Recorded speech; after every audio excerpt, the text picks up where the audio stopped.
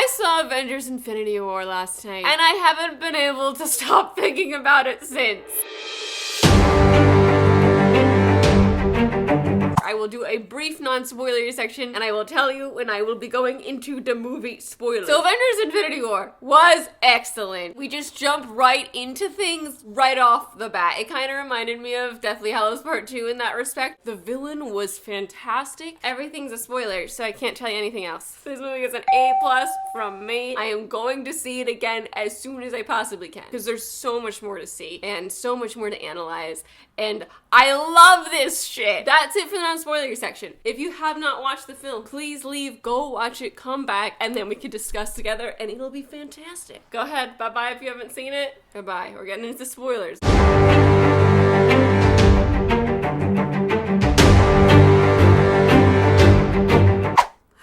I am so excited about this movie. I already recorded this earlier today, and you might see her interspliced with me right now. She rambled on and on without direction for an hour, so I'm re-recording after having sat down and really organized my thoughts. There's just too much to talk about. I made a bunch of topics. I've got my top 5 things for each topic to discuss. I'm ready. I think it goes without saying that I was very impressed by this movie.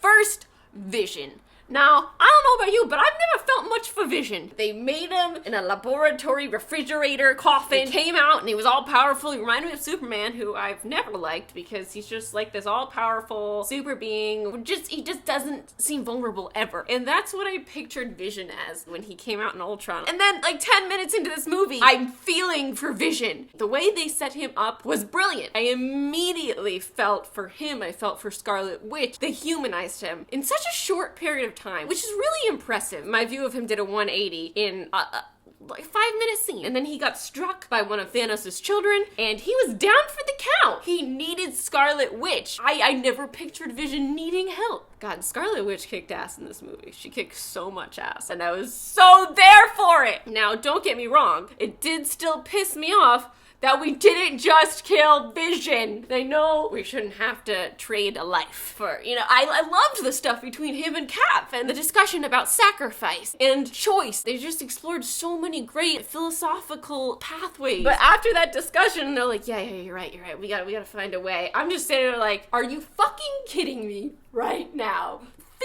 50% of the universe is threatened with the stone in this one guy's head. It's a pretty easy decision. Take out Vision. You're gonna have to. Like, we knew they were gonna have to eventually. And so we ended up destroying him right in front of Thanos so he could be like, oh, this is where I gotta use the time machine to go back in time and just take it and add it to my collection. It's fine. Second thing, super impressed with Thanos. Just in general, the character of Thanos, I've had my doubts for a long time, since I learned of his existence, because I haven't read any of the comic books, I'm coming in this just loving the films. He just seemed like this all-powerful being that had no motivation, because I didn't know what the motivation was. What an amazing job this film did of showing us Thanos' viewpoint, showing us the different sides of Thanos. We got to really finally explore Thanos' relationship with his children, specifically Gamora and Nebula. That idea has been, floating around in the films for a while, but we don't really understand it. We're missing the giant puzzle piece of Thanos. Who is he? What does he want? What's his motivation? Why does he do this? Even Loki being sent in Avengers, I didn't really understand why this was happening. But once you learn how Thanos thinks, how he really genuinely believes in his cause, and that's what makes a good villain. I loved seeing his relationship with Gamora. We have that scene where Gamora kills him, and Gamora breaks down because she has this convoluted relationship with this father figure that is a genocidal maniac,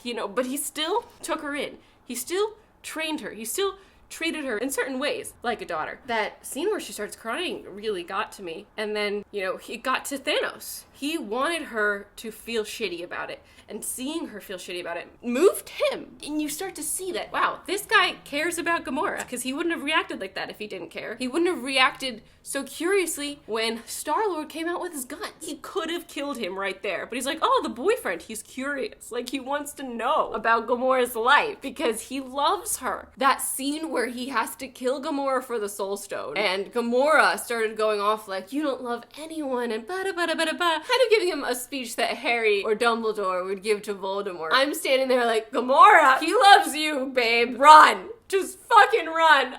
3, the script. The balance of characters alone was so well done. Everyone had their moment and nothing felt forced. You know, nothing felt like, oh, we have to have time here. We have to have time here. There were amazing storylines and conflict going on everywhere, and everyone was involved and had their thing. And the balance between the humor and the emotional, serious moments and the callbacks and the way that everything tied together from all the different movies was beautiful. For 4, I have Doctor Strange, because damn! Stephen Strange got really good at his craft. The shit he was doing was blowing my mind. He had a seriousness to him in this movie, and it was kind of cold, and I think in a way he was trying to bubble himself off from the people around him because he needed to prioritize this stone and not human lives. 5, of course, I was blown away by the end and how it was executed and the emotional kick behind it. They didn't hold anything back, and you gotta respect that. The scene where Thanos gets there and like they put their plan into action is amazing! And I got so excited, and they're pulling off the fucking gauntlet when they find out that Gamora's dead and everything sucks. I'm so mad at Star-Lord. They were so close. We have this really emotional moment where I thought that Tony was going. I thought he was gonna die. And I was so upset. And he gets stabbed and I'm like, excuse me, Doctor Strange, get your butt over here right now and perform surgery. Do something about this. Then he says, I'll give you the stone if you spare his life.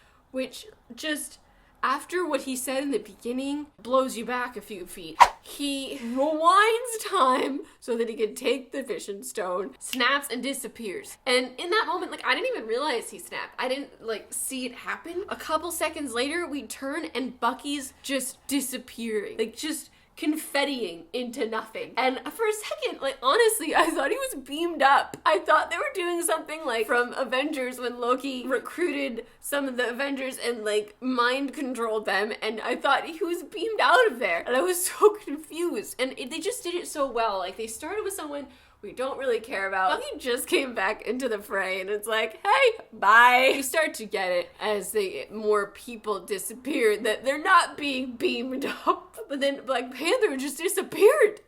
No! How? Who? How? How? Why? Why? How? They just said there's gonna be another Black Panther movie. Is Shuri, can his sister be the new Black Panther?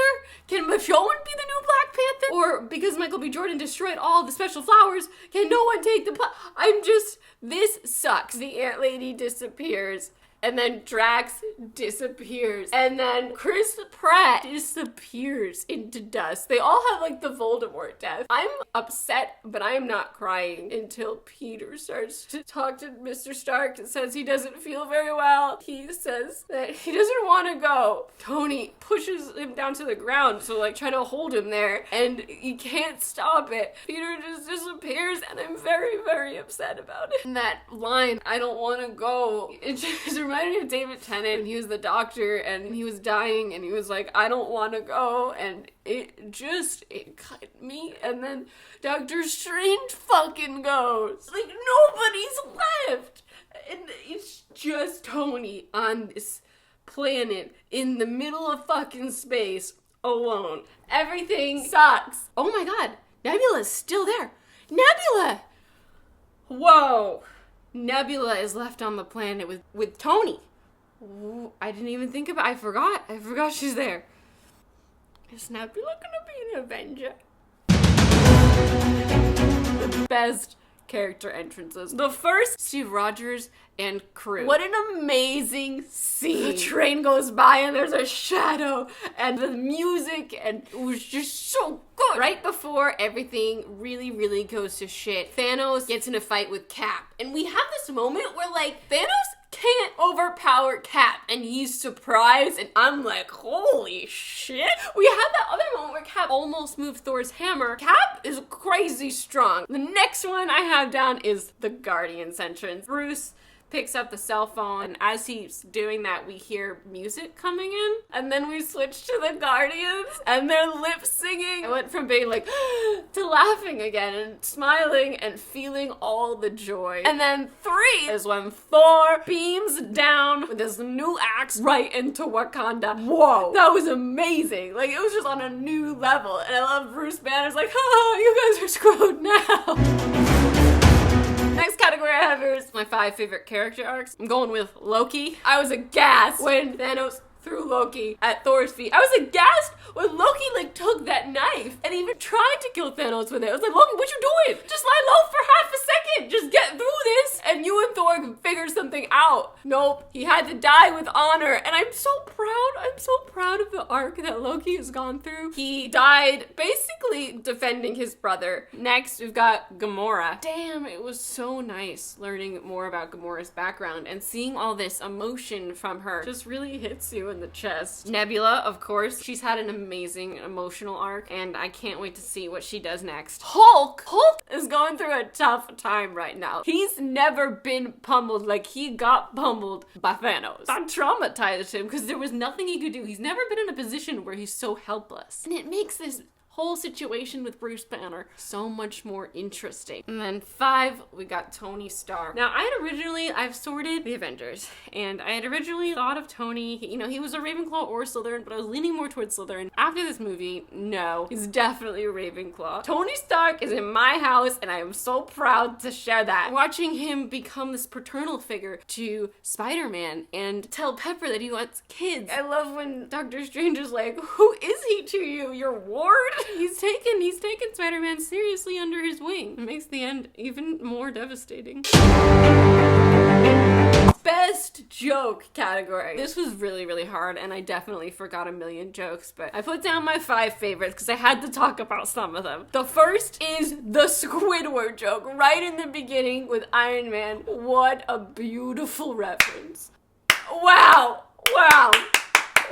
The second, number 2, I've got the whole back and forth with Thor and Star-Lord about who's more manly. Excellent. That first joke about how Star-Lord put on some weight, it felt like such a reference to Andy from Parks and Rec. 3, the scene where the Guardians meet the Avengers on Titan. The where's Gamora? What have you done with Gamora? Why Gamora joke? Tony's like, oh, you're from Earth, to Star-Lord, and he's like, I'm from Minnesota. That's on Earth, dipshit. Number 4 I've got down is during the big war in Wakanda when Thor's like, Steve, meet my friend Tree. And Groot's like, I am Groot. I am Steve Rogers. And then 5, the back and forth on Titan between Spider-Man and Star-Lord. Also amazing. About Flashdance, all that the pop culture references back and forth. Beautiful. And lastly, we have the theories section of our video. I'm coming at this as someone who hasn't read any of the comics, just watched the movies. So just please keep that in mind if I say anything blatantly wrong. We end with about 50 of our faves dead. Now the big question is this end permanent? Because we have the possibility of the time stone, you know? But really, how much can we reverse time, actually? Can you reverse the whole universe? That's gonna make us feel shitty about this movie if they just reverse everything. They can't do that. It would be really hard to satisfy the viewer emotionally if that was done. Will they go back to each individual spot where an Avenger died and be able to reverse time? I mean, also very unplausible. Also, they don't have the stone. I do think some of them have to come back. Like, just like, they're making movies. More movies with them. Unless that was all just a ploy to give us a false sense of security about Infinity War. But then they'd be missing out on a lot of money, and we know studios love their money. How could they do this to Spider-Man? How could they do this to Tom Holland? My theory about the time stone is that they'll use it maybe to bring 1 or 2 people back, but they're not gonna be able to reverse it like we all just woke up from a horrible dream. They can't. I can only picture it being used on a smaller scale. Putting time travel in a film is so delicate. You can use it to an extent, and it's awesome, but then if you use it too much, it feels like a cop-out. You know, it feels like just an easy way to fix the plot, and you don't want that in a story that is powerful as this one. In the end, all of our original 6 are still alive and well. You know, none of them have been poofed. So in this last Avengers film, or the last one for now, I don't know what's gonna happen in the future. Part 2, we're definitely gonna see that iconic shot. We're gonna call back to the iconic shot of the original 6, and it's gonna hurt, but it's gonna be beautiful. Does that count as a theory? Because that's definitely gonna happen. The third thing I've written down here is about Doctor Strange. Doctor Strange went into the future and saw 14 million different futures, and comes back and tells us that only in one of those futures did we win the war. Now the big question here is,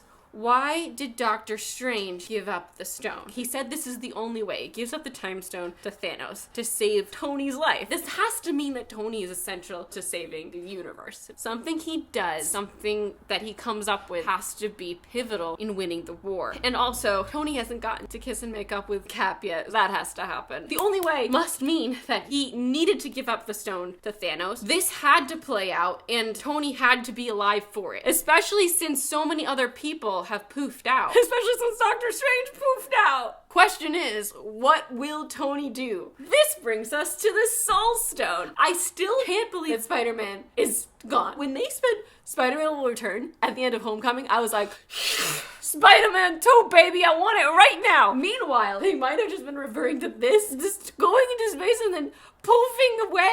I can't accept that. Tony is gonna feel horrible about this. The only stone we haven't really used much is the Soul Stone. The Soul Stone says, like, you could trade a soul for a soul, and I think if given the chance to trade a soul for a soul, we're not trading lives here. That statement's gonna come back. To sacrifice himself to bring back Peter Parker, I think he will do it. I think given the chance, Cap might do it for Bucky. Like, if we haven't used the Soul Stone yet, and if at the end of all this, you know, if they try to use the Time Stone and they can't use it, but the Soul Stone, you can trade your life for someone else's soul to live, I think they might do it. There's something there. Maybe they can use the Soul Stone to bring back some people. That's a crackpot theory, but maybe. Like, they have to use the Soul Stone for something. And the last big thing I've written down is, why the hell was the Soul Stone on that Volcrum, or on that planet that starts with a V? I thought Gamora was leading him on a false trail, but then it was real. He got the stone. I had heard a theory that sounded so right from one of my friends saying that the Soul Stone was under Wakanda. That made so much sense. There's all this magical stuff in Wakanda, and it could have come down in that meteor that gave them all the special steel, you know, and they have those magic flowers that they eat that take them to literally the same realm that we see Thanos wake up in when he gets the Soul Stone. What is the connection there? There has to be a connection. Is there a second Soul Stone? Are there two Soul Stones? Are they soulmate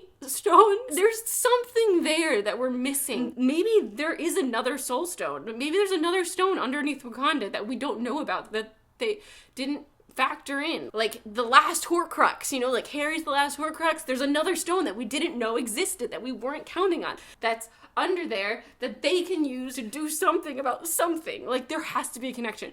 It's too similar. The coloring of the stone and the coloring of the flowers in Wakanda, the way it's shot, the realm that he wakes up in twice when he sees little Gamora, it's the same sort of thing that we see in Black Panther when they eat the flower and get buried in the sand. It's the same thing. What is happening? There's gotta be something there. Second stone. That's my new crackpot theory. The last Horcrux. The Soul Stone was split in two. Maybe twin Soul Stones. I don't know, but yes. Where the hell is Hawkeye during all of it? I'd love to hear your thoughts and how you're feeling in dealing with this and how many times you've seen the movie. My name's Christine. I make videos every Tuesday. I'm at XTNMay on Twitter and Instagram. I'll see you next time. Thanks for watching. Goodbye.